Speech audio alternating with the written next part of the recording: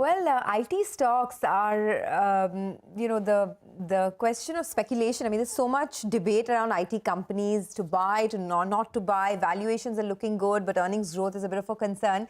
KPIT is the one that's on our radar right now. The company posted a 4.8% dollar revenue growth in Q2, with margins seeing a sequential decline. But more importantly, the company has gone ahead and raised their FY23 organic growth outlook to 23% versus 18 to 21% band that they had earlier.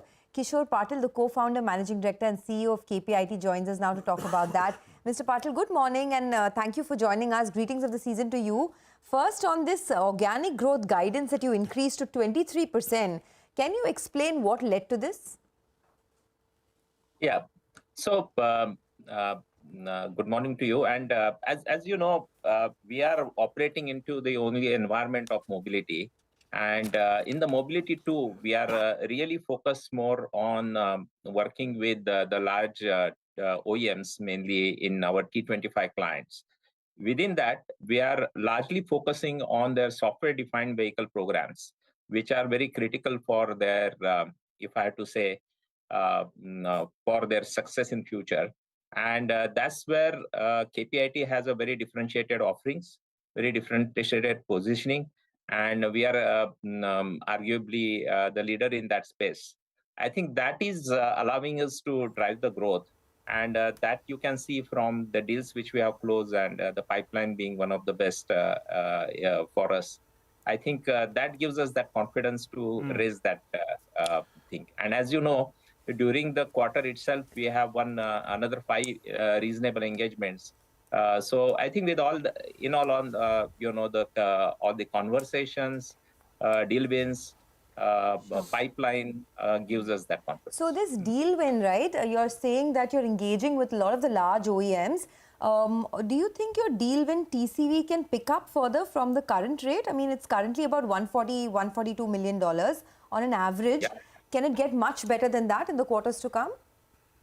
Yeah, I mean, the point is what is happening is our type of engagements with these OEMs is changing from, where we have been engaging with a project, then to a program. Now we are engaging with the platform, and we are engaging at the architecture level and the program and the platform. So our overall engagement, the quality of the engagement is increasing. And overall, the deal sizes, more multi-year deals, more ownership of the whole program. That is how it is coming. That gives us the confidence, and that's why our pipeline is also high. So to your point, yes, we could win some of those. Mr. Patil, what about pricing and margins from here out? Will we see, is there a possibility that, I mean, contrary to what we're hearing elsewhere in the IT services space, in the segment that you operate in, pricing actually can get better as revenues are for you? Yeah, I mean, if you really look at for this year, at the beginning of the year, we had given this outlook both for growth for 18.5 to 21% and EBITDA margin of between 18 and 19. And you may recollect there were a lot of questions in terms of whether you can do the growth, whether the margin pressure will be there, how it will happen. Fortunately, we have come a long way, and we have increased both the guidance for top line as well as bottom line. I mean, from 18 to 19, we have moved from 18.5 to 19. I do believe there are many reasons why this can improve, but I guess we'll cover that at the end of the year when we give outlook for the next year. No, Mr. Patil, but is there a number out there? Because a few years ago you were doing early teens. Now you're almost at the late teens, going into 20%, which is spectacular. Do you have a broader term horizon where you want to take the margins high even from here? If you have that table up, you could pull it up. And also, everyone's worried about Europe. But for y'all, Europe has done very well. Good growth on the top line. However, US has seen a bit of a slowdown. Explain that to us. No, I think there are, a quarter is not necessarily the best way to look at it. If you look at year on year, US has grown. But more importantly, if you look at the wins during the year, out of 5, 3 wins are in US. So actually, we are on in line with our business plan. We'll do the growth both in US as well as Asia. Our T25 clients are also spread out. So we don't see that specifically, but let me put it like this: we were a bit surprised by Europe, the growth momentum, and Okay. it continues very strong. So- So we are on our course for US, we are on our course for Asia, but Europe we have exceeded the. But are there some challenges that are creeping up for Europe and also the margin picture, sir?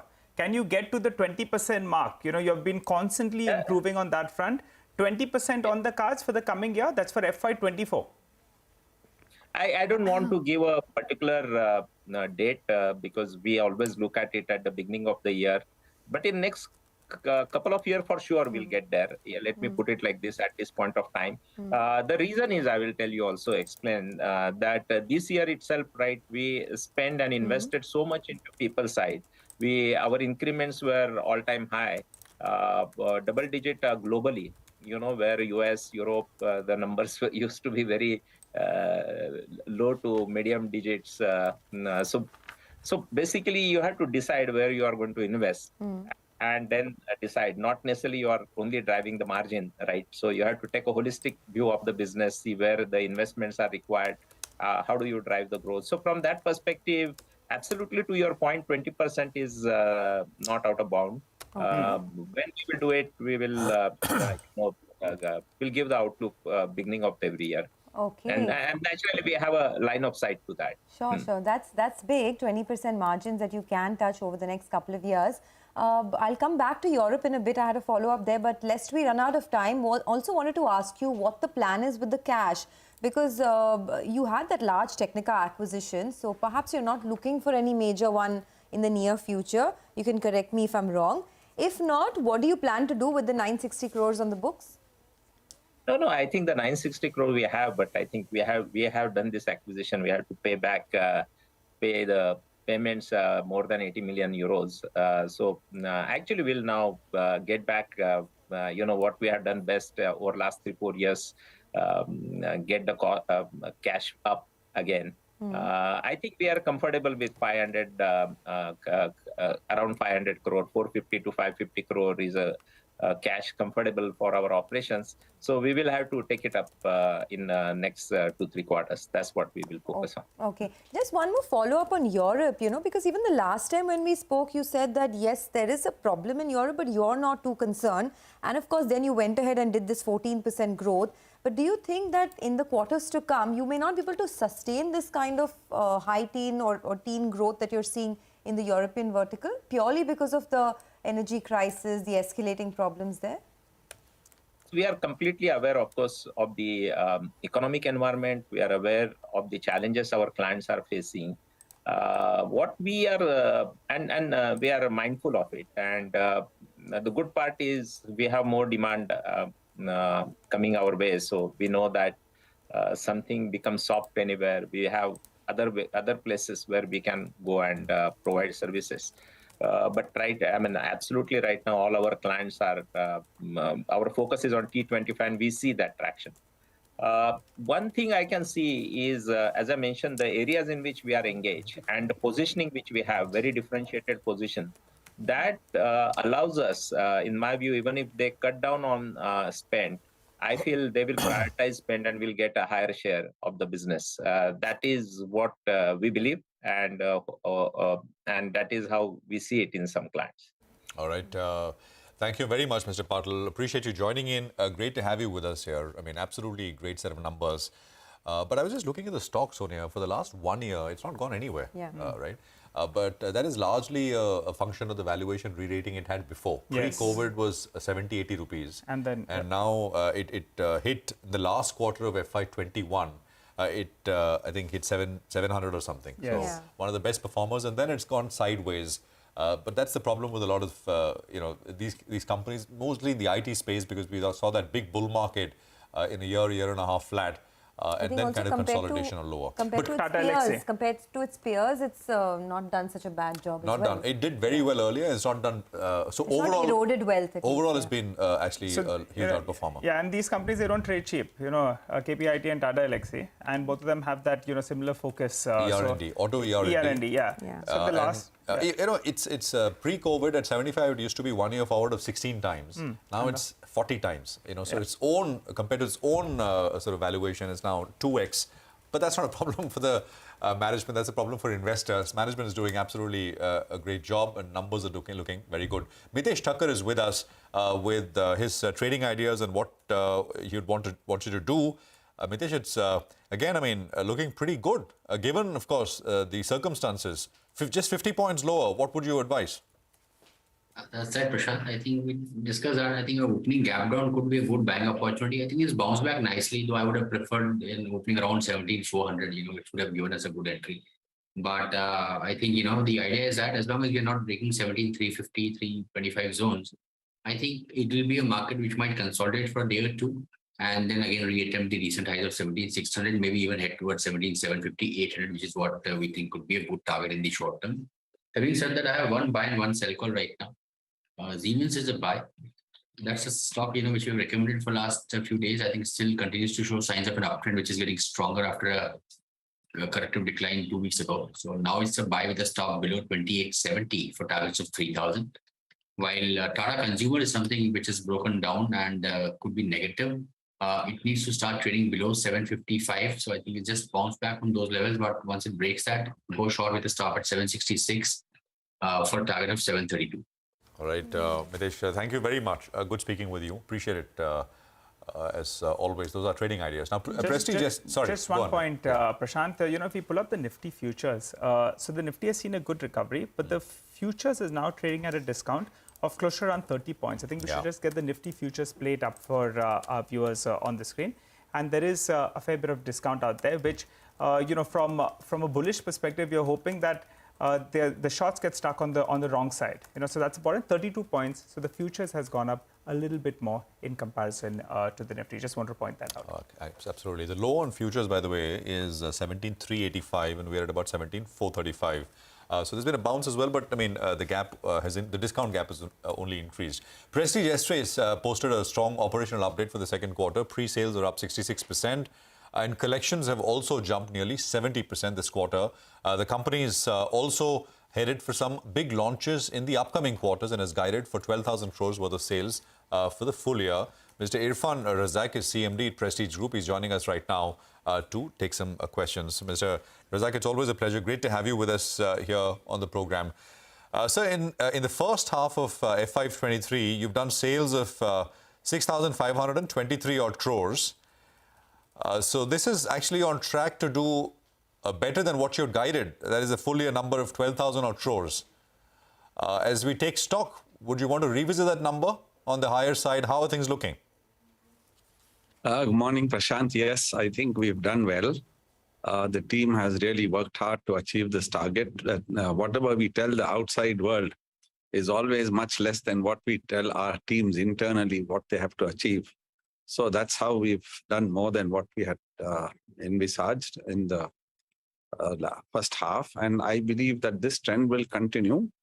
The only thing is that we need to get more and more inventory. We need to get more launches to achieve these numbers. And that's a function of getting approvals, function of getting all the RERA numbers on time. And I'm sure the team is working towards that. They will achieve it. And there could be one lumpy quarter, but then at the end of the day, we'll sustain this and probably will exceed more than what we've done in the first half. So that's the whole plan. And the markets are good. People are committing themselves. People are buying. As you see, even the collections have shot up very nicely. So it's just not about announcing a sale and not getting the cash flow. So the cash flow is also there. And more importantly is also the production. We are pouring concrete continuously. And that is also helping us to give confidence not only to the internal teams, but also to our customers that they have to, whatever commitment they've made to us, that commitment we will keep to them. All right. Hi, Mr. Razak. Good morning. The first half of the year, we've done 6,500 crores. Earlier, we were talking about 12,000 crores odd. Don't you want to revise that number upwards? And also, if you could tell us, what was the contribution from Mumbai, in the first half of the year, if you could give us a sense. I live close to around Pali Hill, and I think you have a new project coming out there. It's a different thing that it's not affordable for me. But what's the contribution from Mumbai? Yeah, see, now again, very rightly you said, you talked about the affordability. Now, this is what we've been always working towards. Mumbai, yes, Mumbai has given us about around, I think if I take the first half, around 1100 to 1200 crores out of the 6,500 crores that has happened. And this, I believe, at one point of time, we are looking at Mumbai becoming number one. Of course, see, we are just very just new into the Mumbai market. We are doing what we are doing. We've got some few good products. The challenge always is how to balance the overall affordability factor, how to get the numbers, because everybody can't afford a 10 crore home or a 20 crore home. So that's the problem everywhere, in every market that we are, including Bangalore or Hyderabad. And our eyes always to have a proper mix so that the volumes also keep coming. And at the same time, the bottom line is also protected. I think it's a very millennial thing, you know. Just when we can start to afford a 25 lakh home, the homes become 50 lakhs. When you start to afford a 50 lakh home, the homes become 1 crore, 1.5. So I guess it'll, perhaps for our generation, it may always be unaffordable. But I mean, jokes apart, tell us some numbers, sir. You've launched about 17 million square feet in the first half. How much do you plan to do in the second half? What is the, not internal, but what is the target for your investors by the end of the year? Now, see, if I don't do launches, I can't get the numbers. Honestly, today we are suffering on the other side that we have very little inventory. Now, with the little inventory that we have, we just can't achieve the numbers that we've achieved in the first half. So it's very imperative that we get in new products, new stock, new locations into the system. And if I've launched 17 million square feet in the first half, I believe that we should launch that much more in the next half to achieve the targets. And the team is, as I said, working very hard to see that the approvals come, the RERA number approval comes in so that we can do the launches. There is a lot of interest in the market. And like you rightly said, you see, we don't want it to be a moving target even for the millennials. We want everybody to have a lovely home and enjoy it with their families. So that's how we haven't taken that off from our radar. And somehow we are trying to balance it. Of course, see, the interest rates suddenly have gone up. The cost of construction has gone up. Consequent to that, even land prices. So, and like in a Mumbai market, the government charges are huge. So that all adds up to the overall cost of the product. And that's how I sometimes, you know, it's always a tough ask how to balance this and how to see that everybody gets their dream home and gets it the way they want it and enjoy that space. Obviously, that point is taken, but just want to talk a little bit about the hospitality segment as well, because it's come back in a big way. For you, what is the expectation as we move forward into the next 1 year? What kind of growth do you see in the hospitality space? The good news is hospitality has, the demand has just kicked in very nicely. The occupancies have gone up. Across all the assets that we have, whether it's a luxury product or whether it's also a holiday resort, whatever else there is, people are spending money, people are celebrating, the revenues are up. And the best part is we are having a great ADRs and great occupancy levels. And that is also giving us the courage that whatever we have done so far and whatever we are constructing, I think we can't go wrong on it. Yes, hospitality is a long-term play. Having said that, I believe that we are on the right track, and though the investments are there, they will pay off in the long term. So also retail. Now, if you take retail, retail has just exploded.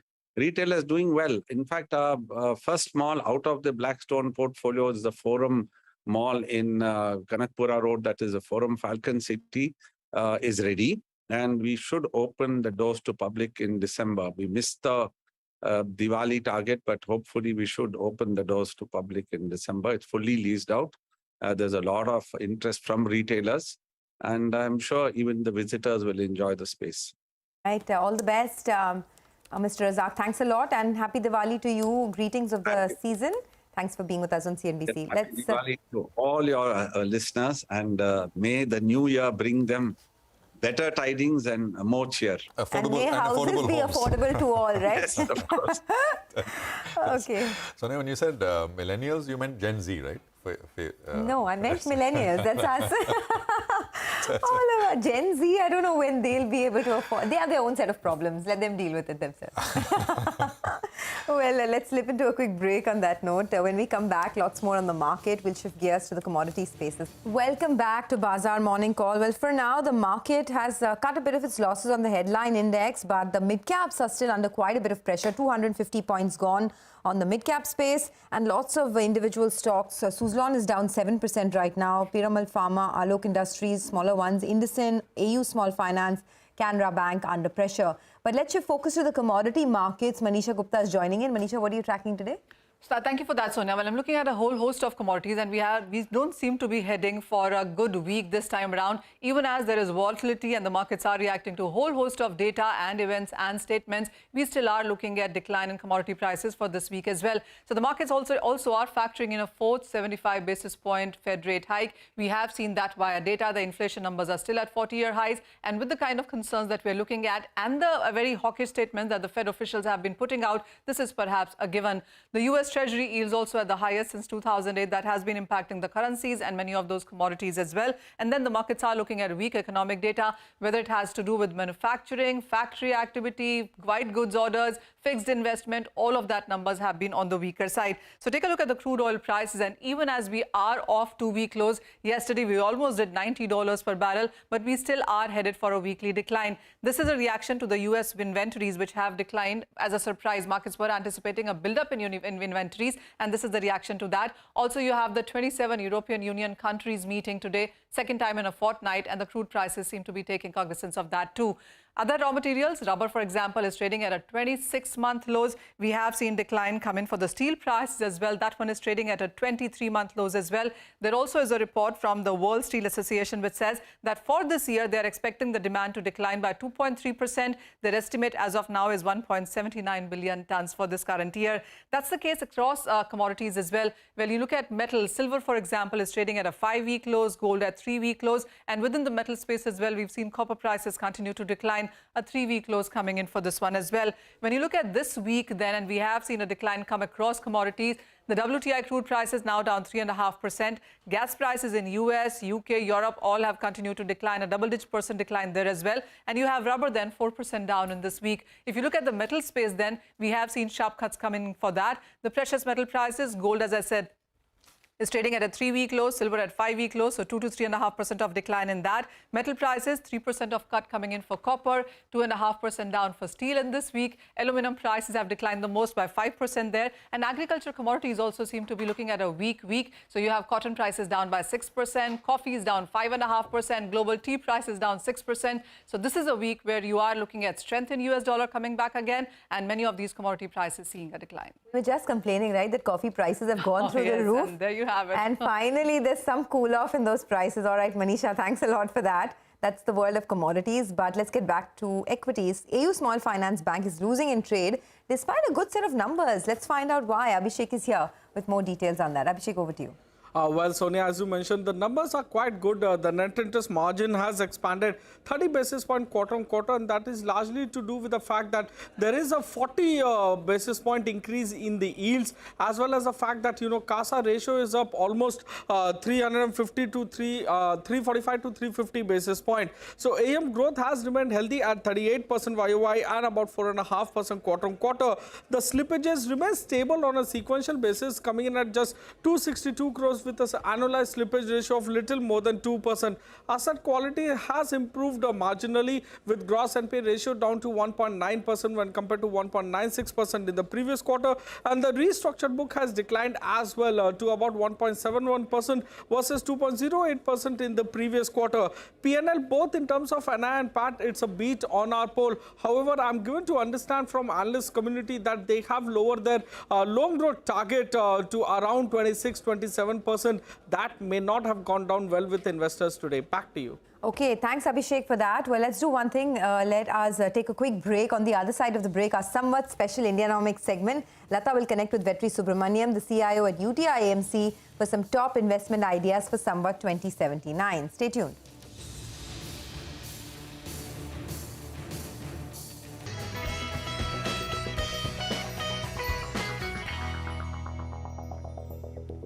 Welcome back to our Samvat Special Market Masters. I have now with me Vetri Subramanian, the Chief Investment Officer at UTI Asset Management Company. Vetri, thank you very much indeed for joining us. Season's greetings from all of us at CNBC-TV18 to you and yours. Well, let me start with a heavy question. I did a Samvat with with economists. And the general feeling is that the GDP growth for FY24 is going to be south of 6%. I got an average of 5.7, even if the RBI is standing at 6.5. So what is your earnings picture for this year and next? Sure. First of all, Lata, season's greetings to you and the entire CNBC TV18 family and all the viewers. Wishing all of you a very happy Diwali and a wonderful year ahead. Well, unfortunately, you started on the note of cuts, and yes, GDP growth estimates are getting revised downwards. Most of the estimates we are seeing for 24 are coming in lower than 6%.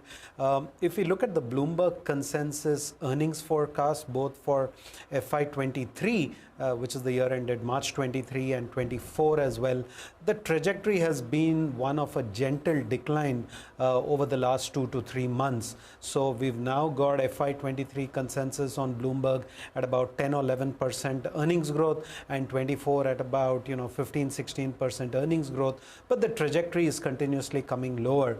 And when we look at a lot of the global commentary, what we are seeing is that the probability of a recession in the US certainly rising. We already know that Europe has literally a severe crisis brewing. China has its own problems. And therefore, the whole global picture is looking slightly subdued. Now, funnily enough, global earnings growth and particularly US earnings growth haven't really been cut too much for 23. And given the rising probability of a recession or some sort of a setback in their economy, you should start to see earnings cuts there. And I think some of that will translate into the Indian earnings numbers as well. So there is certainly some downdraft on earnings forecasts at this point of time. Okay. Well, be that as it may, this year we have been outperformers as an index, Nifty, especially in rupee terms.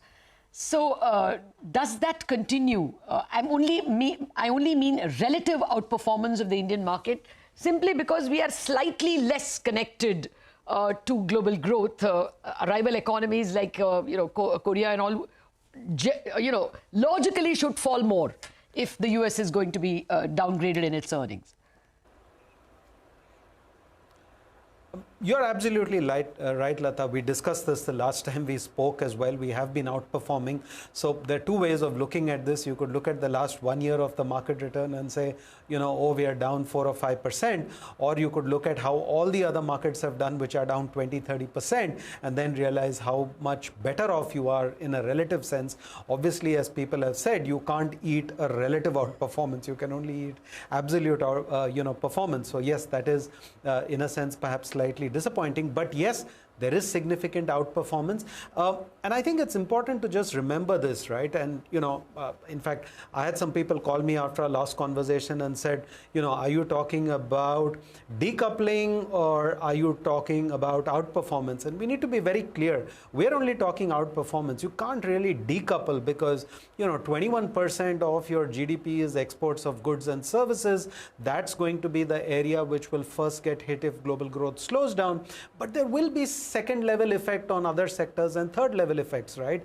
If IT salaries have gone up tremendously over the last 1 year, it's obviously created a bit of a spending boom in various areas. You could argue that if the IT sector salaries start to cool off, it will show up at some level in the demand for real estate in Bangalore or cars in Bangalore. I'm just simplifying the picture. So there will be first order impacts, there'll be second order impacts, and there will be downstream impacts. So we should expect that there will be some of that.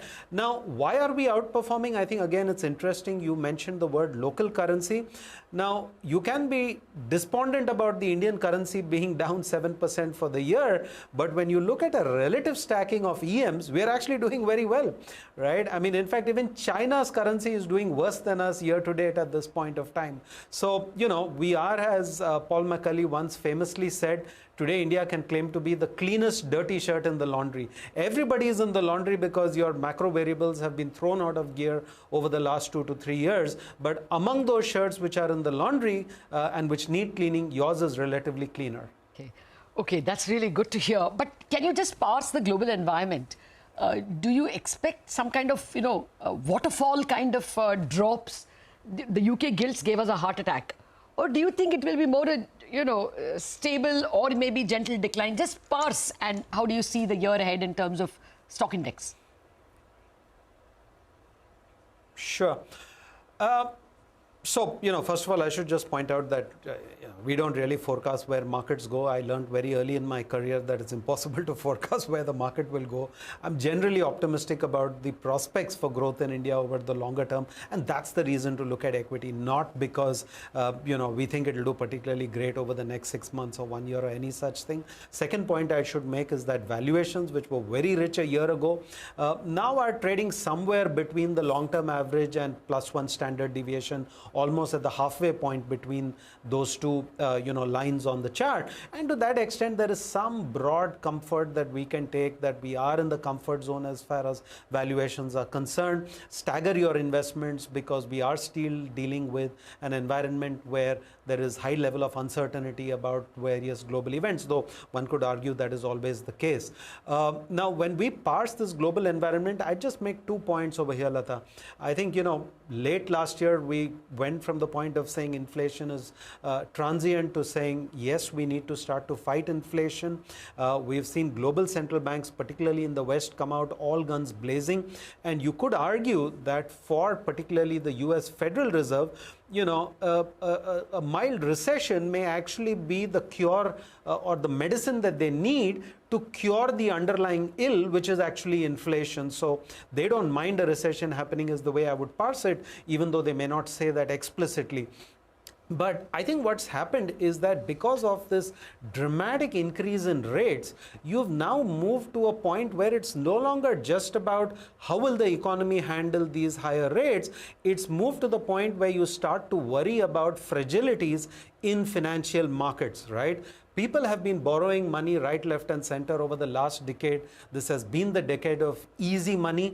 And look at the surge in rates which has happened in the developed world in dollar borrowing rates, both at the short term, medium term, and long term. Now we are in a situation where we don't know how many people can actually still access liquidity when they have to roll over their debt. Whether it makes sense for them to even try to borrow at the current rates, which are significantly higher than the rates they possibly borrowed at 1, 2, 3 years ago. And therefore, you're in an environment where financial shocks is something that we need to worry about a lot more. So I think it's not just about the economy, but I do worry about the possibility of financial shocks emerging, as we saw in the example that you made in UK, where it happened in the gilt market. And if we start to see any kind of shocks like this in the US, then I think it will start to transmit a lot more globally. Interestingly, in the US market, there is already enough data that this whole LBOs, private equity funds, buying out companies is coming to a grinding halt because nobody is able to raise credit anymore to do those big LBO transactions. So financial market stability and liquidity are perhaps the watch points, not just how much will growth slow down. Yeah, I agree. We got a trailer from the UK, but the way in which the BOE and the UK government stepped in, government no less eating humble pie, now the mood among the markets is a bit sanguine that, the Fed put exists, the central bank put exists. Anyway, we never know how long. Let me come to, give you a half volley, as it were, something up your alley. interest rates. Now I can get 7.5% on the 10-year Government of India bond. Yes, deposit rates have not risen, but that should follow, isn't it? In the US, again, the same thing. But 2-year is giving you 4.57. Why would you put your head into equities? Do you see a flows issue primarily for the domestic market, which you handle? Sure, we can look at this 2-3 ways, Lata. I think when you've got short-term yields in the US at 4%, long-term yields, above 4% as well, it's a magnet for capital to say, hey, if we can get this in risk-free bonds in the US, why go elsewhere? And I think there's also a deleveraging that's happening across the world, and that's contributing to dollar strength, because remember, that's the currency in which a lot of global borrowing happens. So when rates spike up like this, people may choose not to roll over their debt, unwind their positions, send capital back from where you borrowed it, and that partly accounts for the strength of the dollar. Now, in India, it's very interesting. When I talk to my fixed income team, we know that we can create portfolios in reasonably, let's say a government PSU type portfolio with a 3.5-year sort of, Macaulay duration, which you could have portfolio yields in the range of, 7.20, 7.5%. And therefore, when we run any model to look at equity market valuation relative to bond valuation, actually, increasingly there is pressure simply because the bond valuations are starting to look more favorable relating to equity at this point of time. However, when I talk to retail investors, they're not looking at the kind of portfolio that we can create at 720, 750. They're looking at what they're getting on the 1-year fixed deposit. And if you look at leading banks in India, the fixed deposit rates are just a shade above 5%. Even if you go to a 3-year deposit with most large Indian banks, they're at maybe 570, 580. Whereas in the bond market, you could actually create a portfolio with a 7.5% yield today with reasonably good credit characteristics. So to my mind, as of now, in our models, bonds are starting to look quite attractive. But I think in retail sentiment, they haven't seen it because the FD rates have not moved up. Liquidity is very tight. As you know, CD issuance has gone through the roof over the last 1 year. So what banks are doing, they are preferring to raise rates in the certificate of deposit market rather than raise the FD rate. Exactly. And when you start to see the FD rates go up is when I think retail will also start having to ask that question that, what's the attractiveness of that FD rate to me? And I think once it goes north of 7.5% on 1 year, 3-year range, that will start to create a little bit of pressure on money flows choosing to go over there. Time permitting, I will come back to this. Our viewers are going to beat me if I don't ask you sectors first. Banks were such a favorite this year. Is it still going to be economy facing? What sectors would you prefer now? Sure. So I think, Lata, long time back when we spoke a year ago, we spoke a lot about the auto sector where we said, look, everything that's gone wrong for them has gone wrong. They have a supply problem. They had a demand problem for 3 years. But how many sectors in India do you know where volume is significantly running below peak volumes of 2018? We've clearly seen a sharp V come through over there. We've seen the auto sector do well. We still think there is room to go on that, though the valuation comfort is not as high as it used to be a year ago. Banks, and particularly I would say, the consolidated set of maybe 5 to 8 large lending institutions in India, that's an area we still like because we think, India's structural credit growth story still looks very strong, and there's a significant degree of market share gains that these, top 6, 7 institutions are making. So we still like that area as well. And I'd say one area which is more sort of contrarian, bad news, ignored, is the pharmaceutical and healthcare sector. Honestly, that was something we liked even a year ago. It hasn't done anything, but from a contrarian point of view, therefore, that's an area that we still think looks reasonably attractive, and we'd like to position over there for the future. Okay, that's very useful advice, not just cakes and finance, but you're also giving us a bit of medicine for the year ahead. Thank you very much, Vetri, for joining us, and have a great Samvat ahead. We wrap up on this edition of Samvat Market Masters. Chartbusters will take the action forward.